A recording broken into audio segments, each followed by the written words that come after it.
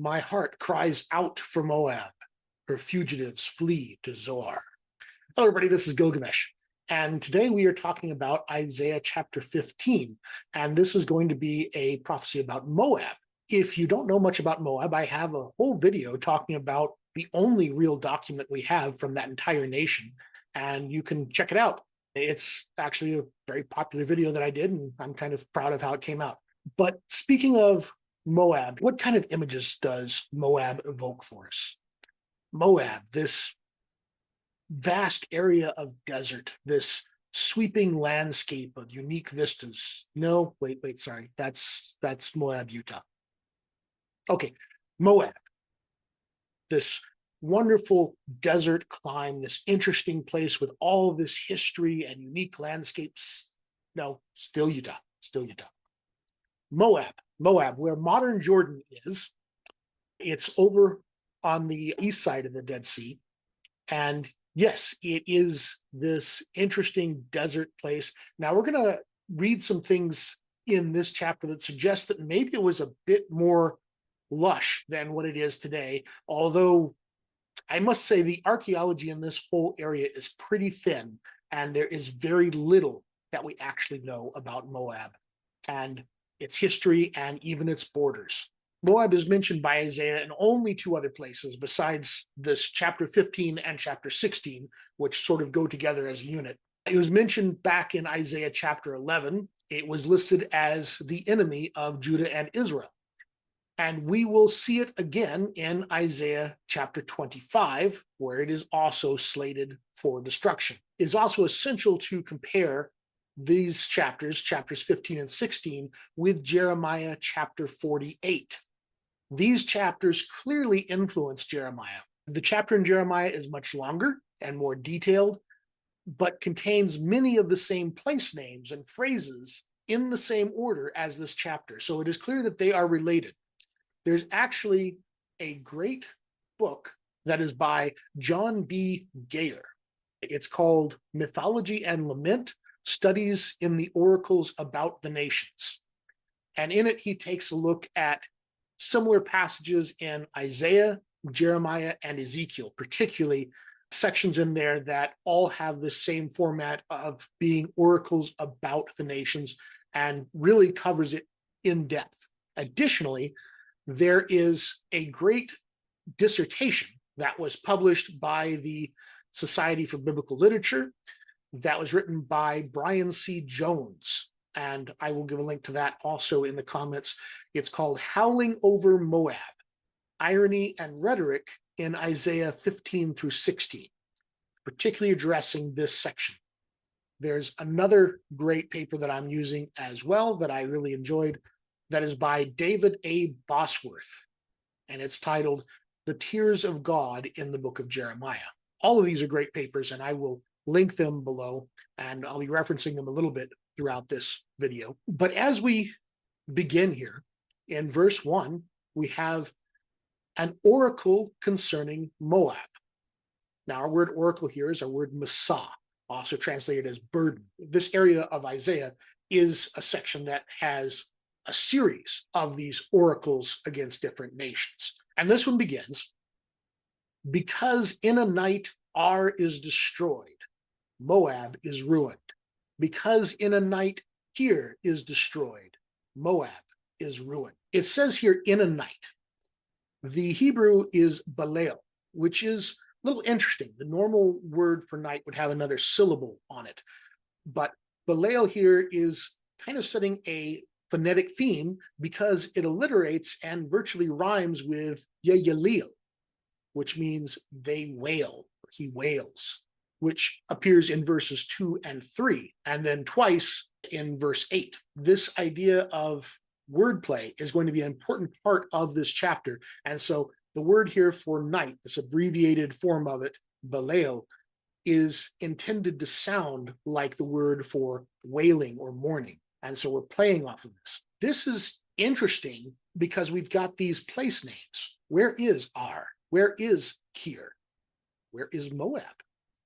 These are the first of a series of names of Moabite towns invoked to suggest how sweeping is the destruction that overtakes the entire country. Well, Unfortunately, it's not so clear. Brian C. Jones, an article online that I'll link to as well, he's the one who wrote the dissertation I mentioned earlier. He writes that Bible atlases sometimes print a question mark after the names of cities whose location is uncertain, but they never do this with countries. After all, how hard could it be to ascertain the location of a country? In at least one case, Moab, it is more difficult than you might think. The area in question is bounded on the west by the Dead Sea and on the east by the Arabian Desert. On the south by the deep canyon of the river Zered, modern Wadi Zarqa Ma'in, and on the north by the nation of Ammon. Bisecting this area is a major east-west canyon through which flows the river Arnon, which is the modern Wadi Mujib. In Bible atlases, historical maps depicting the pre-monarchic period label the area north of the Arnon as Reuben and the area south as Moab. In depictions of the period after the rise of the Israelite monarchy, atlases show Moab stretching across this area, both north and south of the Arnon, suggesting that Moab expanded northward during the monarchic period. Bible dictionaries typically refer to the southern plateau as Moab's heartland or Moab proper. But evidence from the Bible and the Moabite inscription call into question this widely accepted picture. So he goes on and explains quite a bit more about what we know and don't know about Moab and what its boundaries were. There is some question as to exactly when Reuben was to the north of Moab and when that area was taken over by Moab. Boundaries change over time, of course, and we're not sure when the boundaries of Moab changed and when the boundaries of Reuben changed, and there is precious little archaeological evidence of Reuben or Moab in the entire area. So it is largely a bunch of question marks. And as we talk about these place names, realize that most of them, we do not know where they're actually located. They're really not known at all, except for how they are preserved in the Bible. And because they are preserved in a couple of places, particularly here in Isaiah and in Jeremiah, we're pretty confident that they were really places in Moab, but we can't tie them with any certainty to any known historical location. So it's really just a guess where precisely these were. We know generally where the nation of Moab was, but not precisely. And we certainly don't know where its edges were. Brian C. Jones goes on to argue that based on the texts in Numbers and Deuteronomy and Joshua, as well as the Mesha Stela, the various cities identified there seem to indicate that the heartland of Moab was north of the Arnon and not south of it. And so he argues that Moab should be pushed further north in its location rather than south. And who knows, it might be true, but it just goes to show how little we know of this nation that we can't really quite pinpoint exactly where it was. Most scholars place it right to the east of the Dead Sea, surrounding the river Arnon, both north and south of it, but only slightly north, and going all the way down to the brook of Zered. Mount Nebo and Medeba, those were north of the Arnon River by quite a bit, but we also think that some of the place names mentioned here were south of the Arnon River, some possibly going quite south down into the southern part of the Dead Sea, and we believe also from the Mesha Stela that I mentioned in that video that Judah had some control over on the east side of the Dead Sea as well. And so it was a complex, changing situation with more of city-states and outposts than defined country boundaries like modern people would think of. The next verse has, "He is gone up to the house and Debo, to the high places to weep. On Nebo and upon Medeba, Moab wails." Well, that's a translation that follows the Hebrew pretty closely there, but it's complicated here because the house, he has gone up to the house and Debo. Well, that's kind of strange to say it that way. First of all, the house could be a reference to a temple. And so this may be that someone has gone up to a temple, but we have the strange conjunction and Debon here. Most people think that conjunction shouldn't be there, so maybe it's he's gone up to the temple of Debon. Debon is one of the places where we do know where it's at. He's gone up to the high places to weep. Because he's going up to high places, those were also sacred places, And so it would parallel nicely with the idea that this is the temple. But this isn't our only place where this happens. The word that's translated as house is bayit. There is no preposition to, and the pronoun he is only really implied. A more natural translation would be to place the house as the subject of the sentence and translate it as the house has gone up. But that doesn't make any sense. Looking at the Syriac and the Targum, the word may not have been bayit, house, but might have been bat, daughter, which is only a one-letter difference from the word house. So some would translate this verse is the daughter of Dibon has gone up to the high places to weep. That certainly is appealing when you compare it to Jeremiah 48:18. Thou daughter that didst inhabit Dibon, come down from thy glory and sit in thirst, for the spoiler of Moab shall come upon thee, and he shall destroy thy strongholds.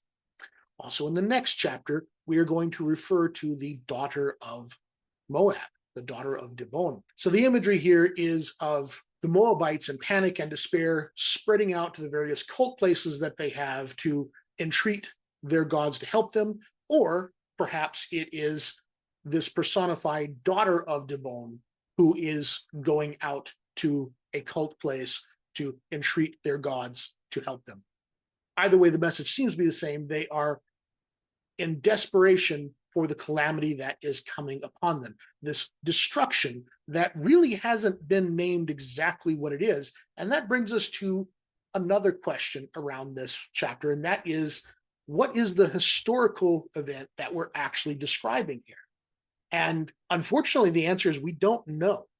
It's not terribly clear what historical event this is referring to where Moab gets destroyed. Several options have been proposed, but one of the more interesting options is that this is not historical, that this is somewhat more mythological in nature. And this is one of the arguments that Geyer makes, is that all of the oracles against nations really are not so much historical as they've often been interpreted by scholars, but that they are more mythological in nature. And this is speaking just generally of a destruction that will happen. And we will see at the end, there are two major questions that arise about chapters 15 and 16. First is this a single composition or is this a composite composition? Meaning, was this a single unit or was it several poems that were sort of smashed together and edited together into one thing? And you will find people on both sides. The more you read about this section, the more you realize that there is absolutely no agreement by scholars as to what's going on. It is clear that there is a postscript, a addendum at the end here, an epilogue that is tacked on in chapter 16. But it's not clear before that point if the rest was all one unit or if it was multiple units put together. The second thing that is raised is what the tone of this section is intended to be. Is this a sincere poem, or is this the use of irony or sarcasm? And there again, there is differing opinions. Some people would like to see this as completely condemning Moab, and that the idea of sincerity is not possible in this, and therefore anything which is said in a positive sense must be a sarcastic reply. But there's nothing to indicate that that's the case. It might be that the entire thing is sincere, and as we get to some of the sections where that is in question, we'll have to take a look at that and see what we think. Continuing forward here, it says, on every head is baldness, every beard is shorn. Well, shaving of the hair is a sign of mourning. The word here for shorn, there's actually a few manuscripts that have a different word here, and it's another case where the Hebrew letter resh, which sounds like an R, and the Hebrew letter dalet, which sounds like a D, look extremely similar and appear to have gotten mixed up. But both words mean roughly the same thing. One means to shave, and the other one means to cut off. So it hardly matters which word it is. It comes out basically the same. The idea here, though, is that they have shaved their heads in mourning. They have shaved their beards as a sign of mourning. And so they are in desperation for this unnamed destruction which has come. In its streets, they are girt in sackcloth, and on its roofs and in its squares, everyone wails and goes down in weeping. Heshbon and Elela cry out. Their voice is heard as far as Yahaz. Therefore, the armed men of Moab cry aloud. His soul trembles. We have the idea of mourning everywhere. We have a couple more place names that, again, we don't know where these places are. But we have this interesting thing here at the ending. Therefore, the armed men of Moab cry aloud, and his soul trembles. Well, the Hebrew text has basically that. For this reason, the soldiers of Moab shout or cry aloud. His soul or his inner being quivers for him. Well, to achieve a tighter parallelism, you can actually change the vowels around from the word for soldiers, which is chalutze, to the word chaltse, which is loins.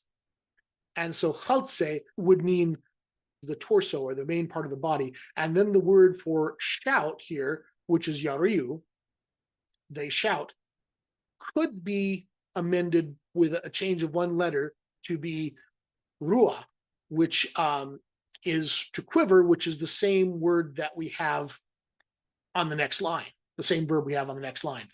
And so it could be that we could translate this as, for this reason, the insides of Moab quiver. His soul quivers for him. That's a possibility there. I think that changing the verb is less likely, but I do think that changing the word from soldiers to loins makes sense. For one thing, that's just a change of the vowels, and the vowels are not ancient like the rest of the text. And so it could be easily revoweled. But I think that both verbs should be present because they strike me as an intentional play on words, that Isaiah is intentionally using verbs that sound very similar. And that would come out to be his insides cry out, his soul quivers within him. That kind of works. It seems like his soul or his inner being needs to be parallel with a word here that is commonly translated as soldiers. And so the idea that it is his torso, his innards, that is being parallel with soul makes more sense as a parallel. But then comes the controversial part here. My heart cries out for Moab. Her fugitives flee to Zoar, to Eglath Shalisha, for the ascent of Luchith. They go up weeping. On the road to Horonaim, they raise a cry of destruction. This line here, my heart cries out for Moab. Is this sarcasm? Does his heart truly cry out for Moab? And also, who is speaking? Is this the prophet speaking, saying, my heart cries out for Moab? Or is this the Lord himself speaking, saying, my heart cries out for Moab? Well, for this, we have to look a bit at Jeremiah. And this is where David Bosworth's paper about the tears of God in the book of Jeremiah comes in. He points out that the Lord weeps in Jeremiah 48:32, although there's uncertainty about whether this language is sincere. The Lord is certainly the speaker in verses 30 through 33, and there's no evidence of a change of speaker, so the Lord appears to lament over Moab in verses 30 through 33 within a longer divine speech encompassing the unit of chapter 48, verses 29 through 39. And it says here, therefore I wail over Moab. Over all Moab I cry.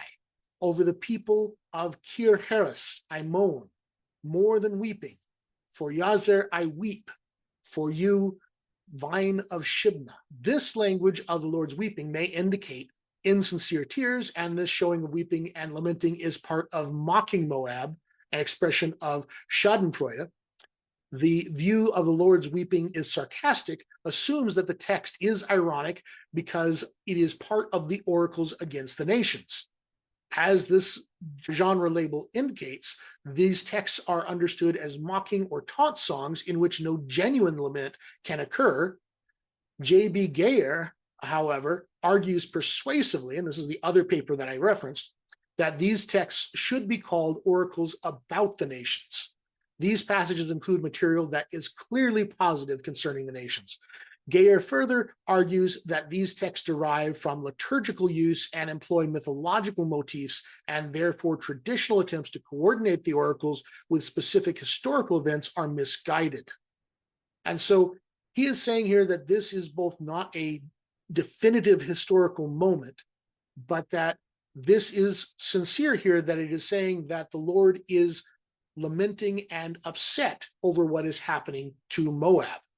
And we mention here that her fugitives are fleeing to Zoar. And then we have the strange thing here to Eglath Shalisha. King James went a little nuts with its translation and translated it as a heifer of 3 years old, which is not correct.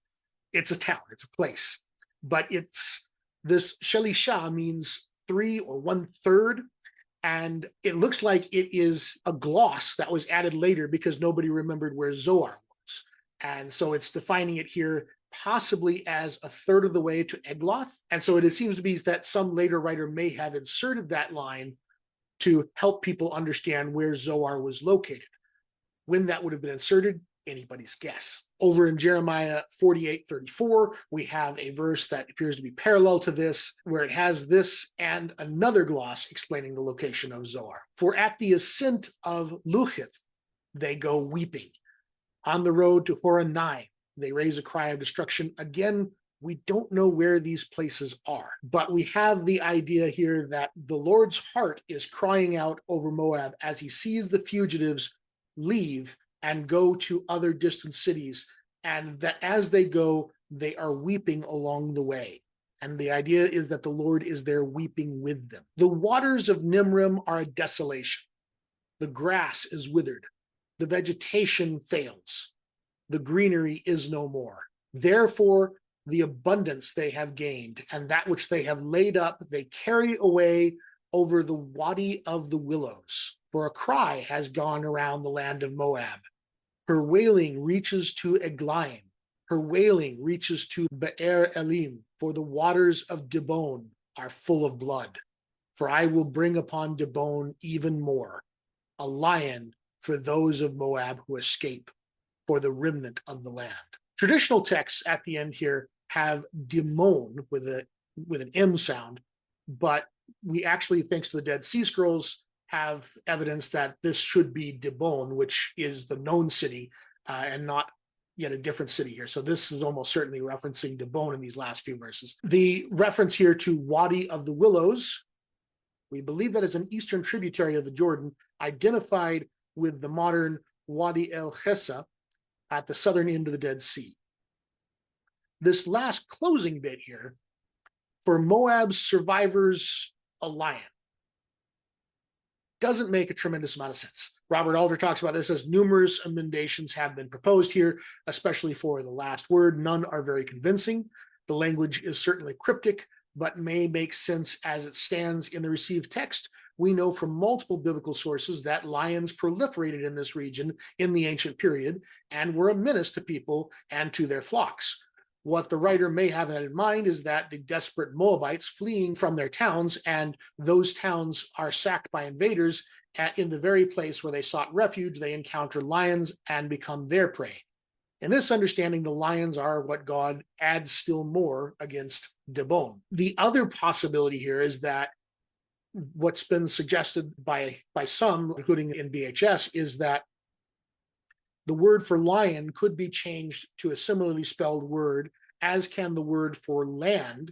And both these words could be changed to a word that basically mean fear or terror. And that would make the translation read something like, the escaped of Moab I will scare, and its remnant terrify. That could work also. There's really not a lot of difference here. Either you're going to be eaten by lions or you're going to be terrified. Both great options. But we're not entirely sure. This last bit is hard to translate and hard to understand. But that's where it leaves us here. Moab is being destroyed. They are becoming refugees, and they are fleeing to other cities. Meanwhile, the Lord himself appears to cry out in his heart over this situation. He is clearly distressed by it. But we're not done with Moab. Really, this chapter needs to be read with the following chapter, but I'm breaking it up here so that I can have 2 different videos on it, one on each chapter. We're going to see what happens to Moab in the next chapter, and it's quite a surprise. So, till then, please like and subscribe, and I'll see you in the next one.